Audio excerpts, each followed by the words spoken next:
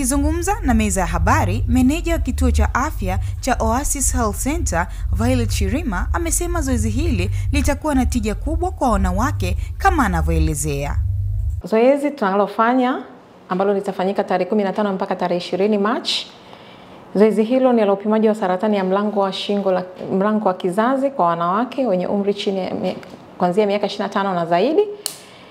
Watakao kuja kwa ajili ya kupata elimu kuhusu saratani ya mlango wa kizazi, lakini pia na upimaji wa saratani ya mlango wa kizazi. Hata hivyo, amesema moja ya sababu iliyofanya kuwapa kipaumbele wanawake ni kutokana na mabadiliko ya tabia ya nchi kwa hivi sasa na kuja na magonjwa mbalimbali. Tumeona tuweke hilo eneo kipaumbele, tulipe kipaumbele kutokana na tatizo limekuwa kubwa kusini mwa jangwa la Sahara.